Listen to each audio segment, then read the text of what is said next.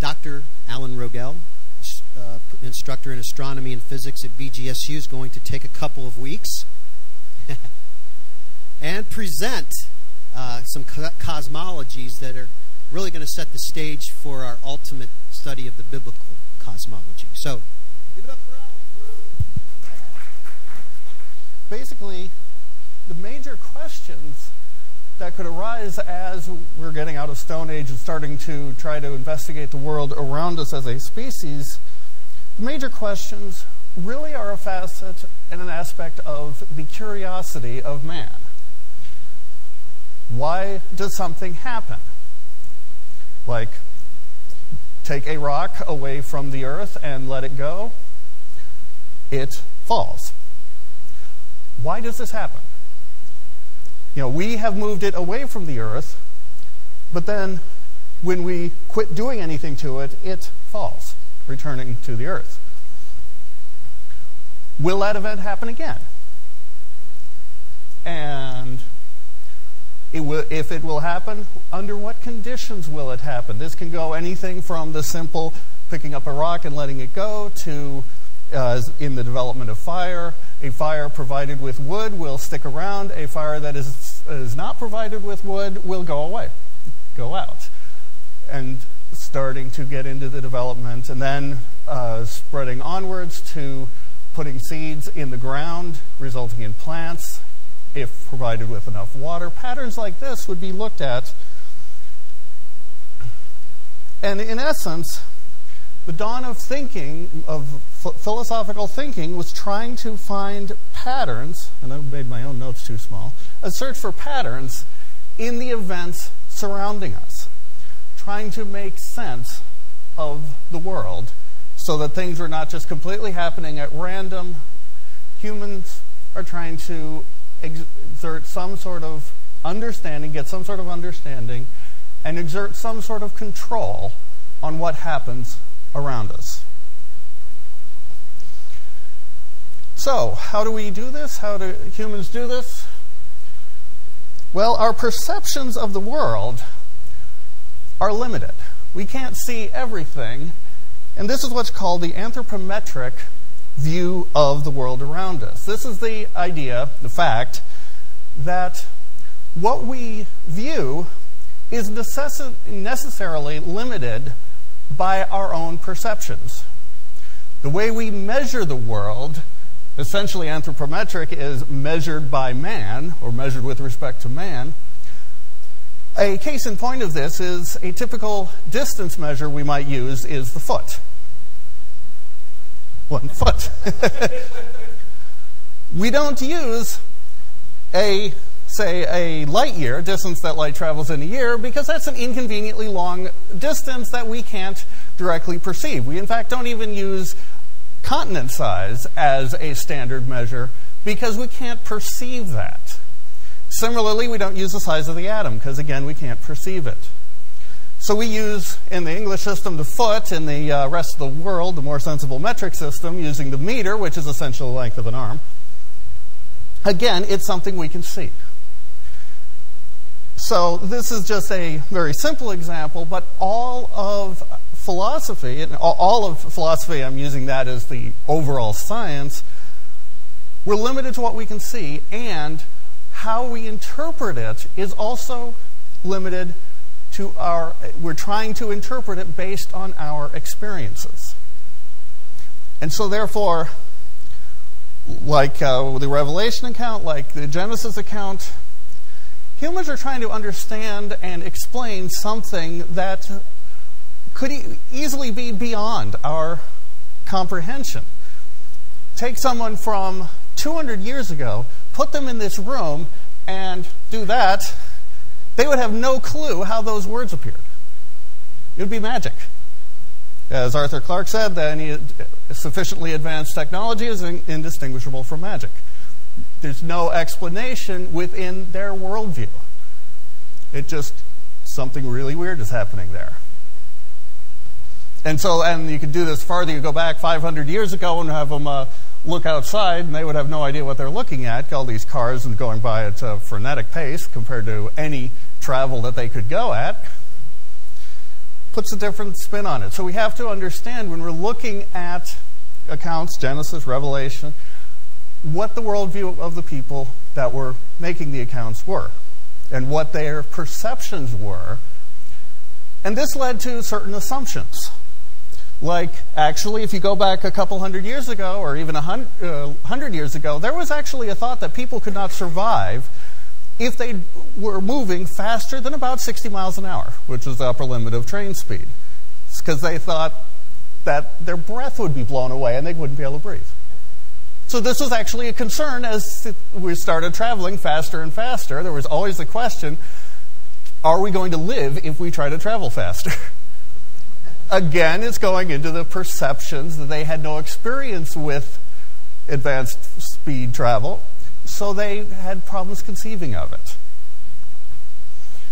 This can lead to certain assumptions about the world around us, one of which is the anthropocentric universe, that being centered on mankind.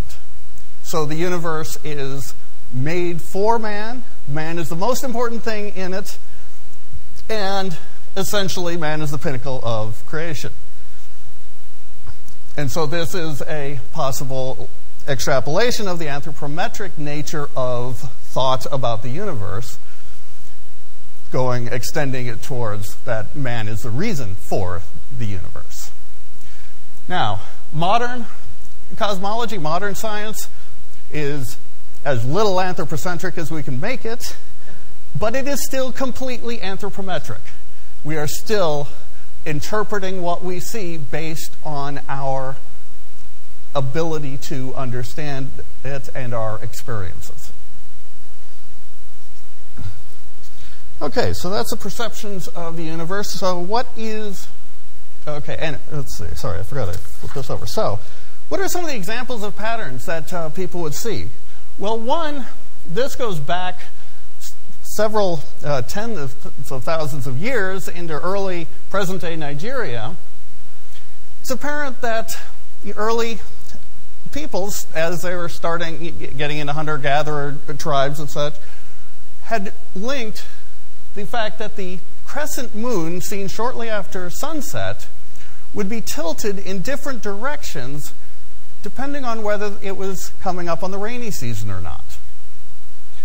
As it was tilted towards, as you're seeing at the right, that was an indicator that the rainy season was about to begin, and so that would determine animal behavior and what sort of food was available to hunt and gather.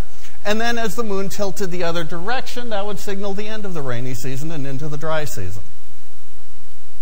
And this is one of the earliest examples of an astronomical record that we have, is this linking of moon phase, the crescent moon tilt, to the wet and dry season. Another good example of this is in Egypt. The flooding of the River Nile is a very periodic thing, happens once a year for a few months. And for the early Egyptians, it was very important to know when this would happen. Good time to get out of the river valley just before it would flood, but that also was their entire agricultural cycle was based on the flooding of the River Nile. So there were much less emphasis on seasons, like the winter, summer in Egypt.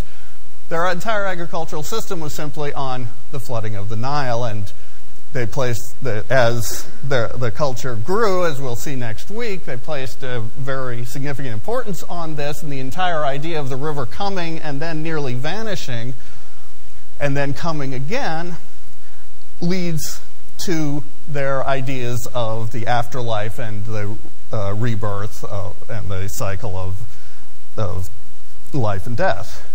But in Egypt, they realized that the stars gave them a tool to tell when the Nile was about to flood. And that was when the star Sirius would rise in the morning, basically with the sunrise. They were able to figure out when Sirius was going to rise with the sun, and that was a very reliable indicator of the flooding of the Nile.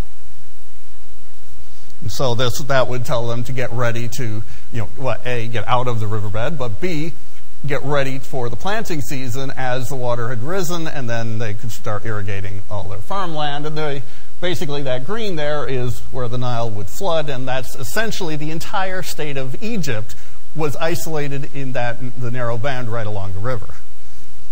So not knowing when the Nile was going to flood might not have been too good for Egyptians to stick around.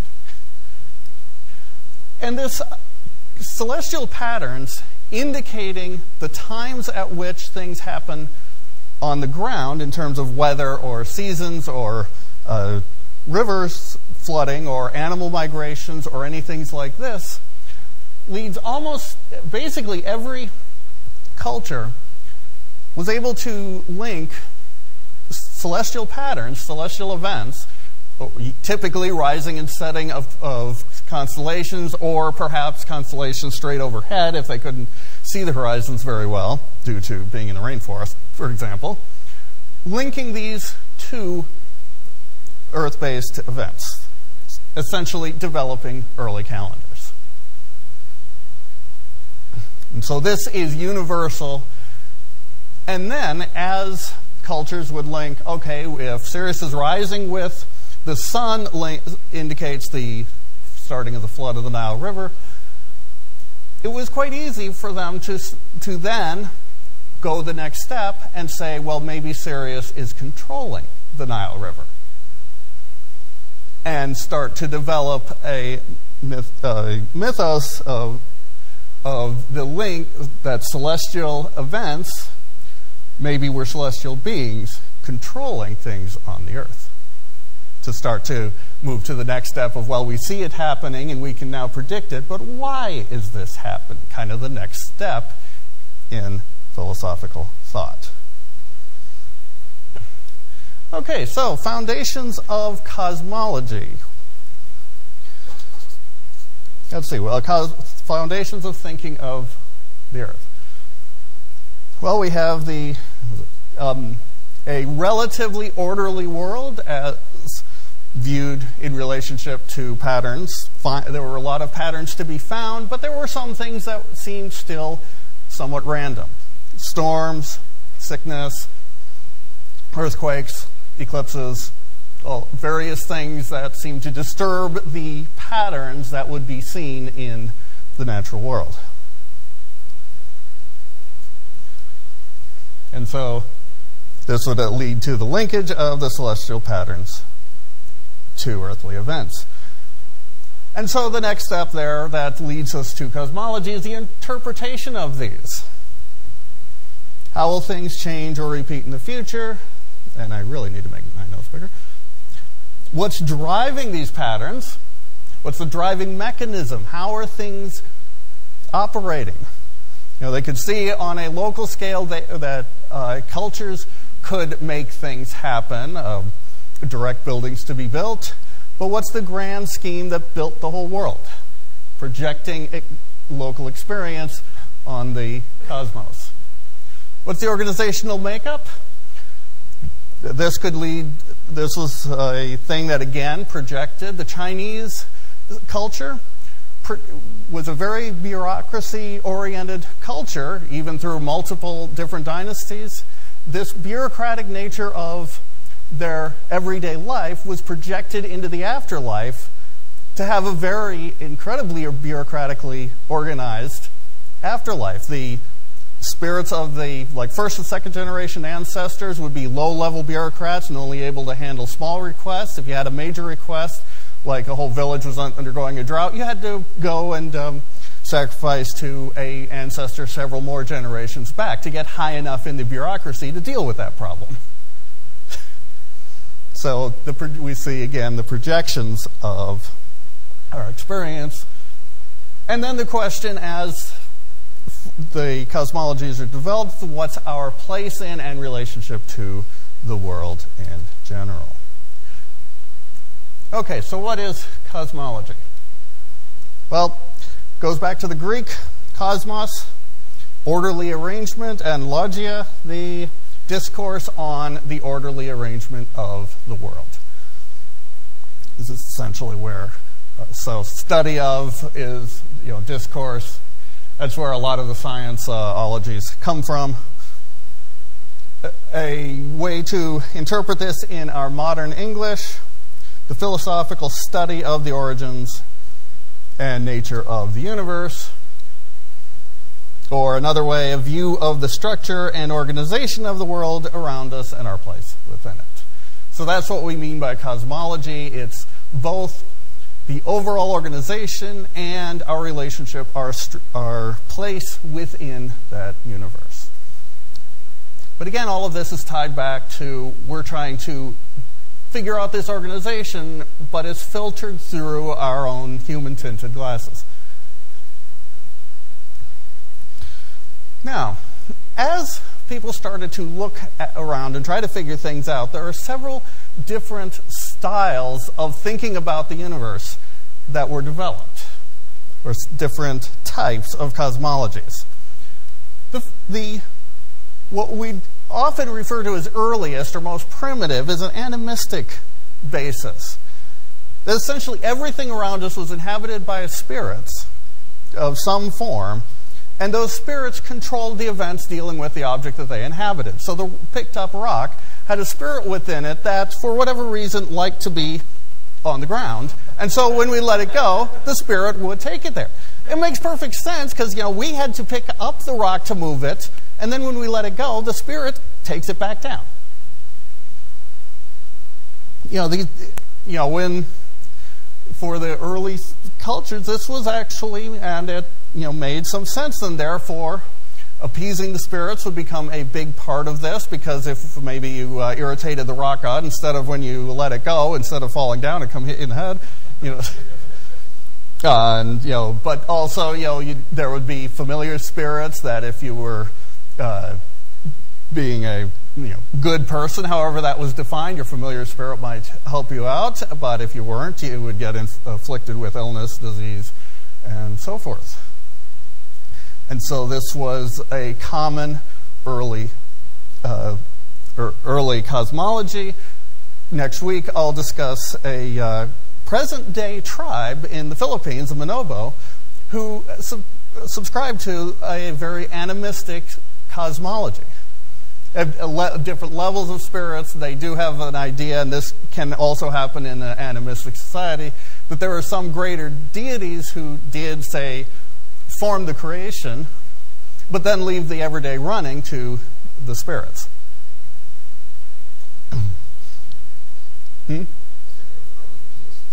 Yeah. And a step culturally, a different take on cosmology would be a theistic cosmology, where deities, singular or multiple, had created and still controlled events and objects. So there was, I don't know what that was. So in essence, some set of deities, the Greek pantheon, for example, which we'll also discuss, or the Egyptian pantheon, had created the universe in one way or another, whether it be, and then were still involved in running things, like Poseidon running storms on the sea for the Greeks, so forth. And again, this can be laid on top of animism, or in essence replace it. And the levels at which the details of how the deity or deities had created the world could range widely. They could be running things on an everyday basis, or, and this becomes prevalent in the later Greek civilization and is continued for a couple thousand years, the idea that the deities set things in motion in such a way that they didn't have to worry about the everyday events, and then would just be free to, set up storms and earthquakes and, whatever but kind of working within a pre-existing mechanistic machinery, essentially, universe that they had created. Which leads to the naturalistic cosmology, that objects and events follow natural rules, which, and this is the important part, which we're able to determine what these natural rules are. And this is one of the advances of the Greeks, that they came to the position of thinking that we could figure out how things worked, and we could understand that. In several cultures, in the Europe through Middle Ages even, studying how the world worked was actually viewed as a way to study the mind of God. Because studying what the Creator had done and set in motion, it's kind of like studying a building to understand the architect, or studying a painting to understand the artist and what they were thinking. We do this still today, study a Picasso painting to try to understand what Picasso was thinking about, or at the time, music as well, music appreciation. Yeah. Okay, she's whacked out, but but yeah, it's the looking at what they've produced to try to understand them. And some of the greatest thinkers and theologians in the Christian church did this as well, looking at, and I think St. Thomas Aquinas did. Isaac Newton was also looking to study God's creation to figure out how it worked. And so, all cosmologies are, in essence, an attempt to explain the world around us and the events that take place within that world. Figure out what's going on and why it's going on and how we can affect that, or if we can or cannot affect that. And with the view that, the anthropocentric view that the universe is made for us and we're the pinnacle of it, then it makes a lot of sense to think, well, okay, then maybe we can make sacrifices to Poseidon to avoid hitting a storm on our sail to Rome from Athens, say. And so, all cosmologies are trying to develop an understanding of how the world works, how it was formed, and what is our place in it. And just here's a little cartoon. A UFO coming down with angels in it. Can't believe what the cosmology these people have made. See, right there, yeah. You won't believe the cosmology they've come up with. And this is also very true. We look back at civilizations in the past and what cosmology they came up with. It may make no sense to us because we're not in that worldview. We're not in that entire set of perceptions and basis for understanding of the world around them that group of people were in. And so what I plan to do next week, and possibly the week following, I may end up following Gary's track of things stringing out a bit, is to look at a couple of civilizations and look at what their worldview is and how that, and their physical and natural and cultural circumstances were, and how that plays out in their cosmology, both in their creation mythos and in their full cosmology, understanding how the world worked. Okay. So any questions?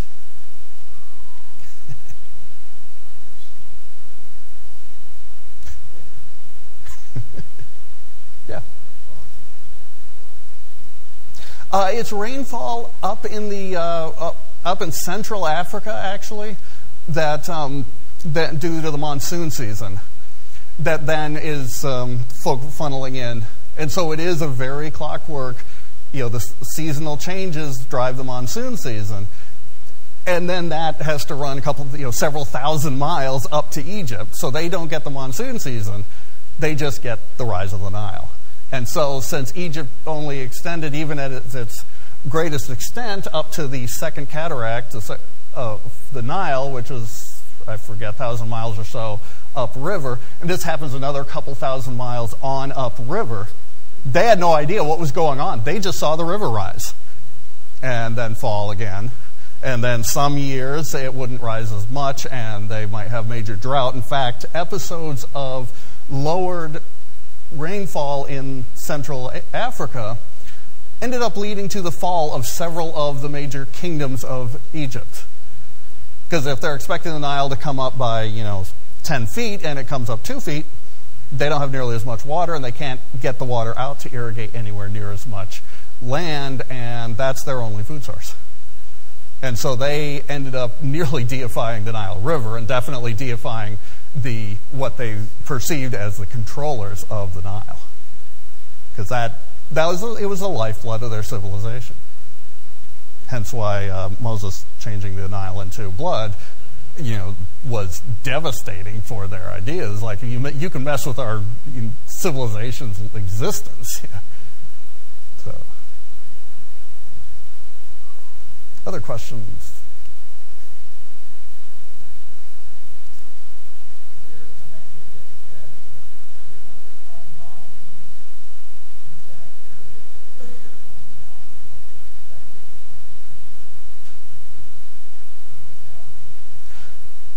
Okay, it's hard to tease it all out because the Egyptians probably got some stuff from earlier. Phoenicians, maybe Sumerian, perhaps. That would have also led to the Babylonian cosmologies. And all of these would have potentially fed into the state of Israel or the kingdom of Israel's understanding. All of them were in that area.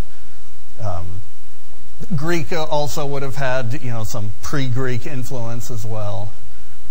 So, because there was a surprising amount of interchange, even when you're looking back at early people groups, there was a surprising amount of, trade that could go on.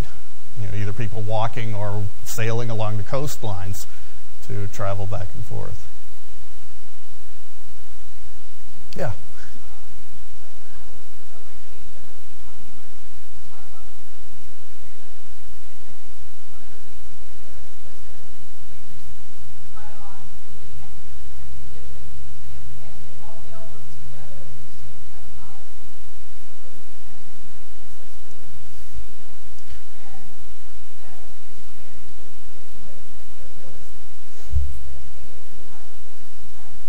Mm-hmm.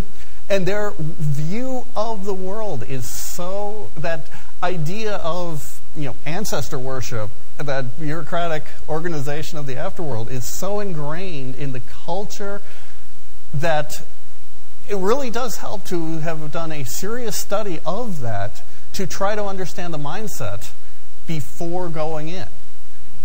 Because it's like, we can talk from our Western viewpoint about Christianity, and it just, doesn't make any sense because their foundational assumptions of thought are significantly different than ours out of the Western culture. That's why I'm planning to do the Greek as well, because that's the Greek culture, in essence, sets the foundations for Western thought science and processes of thought and what evidence is and how we perceive it. Some changes were made in the Middle Ages, but a lot of it still reflects back to the Greek. It's, okay, we had this, so we changed this element of it, but it still comes, a lot of it, out of the Greek civilization. And so that's as far as we have good archaeological records. It may, we can see certain developments, but some elements probably came from earlier as well. So, understanding the entire mindset, cosmology, understanding of the universe is really important when trying to reach out to a different culture.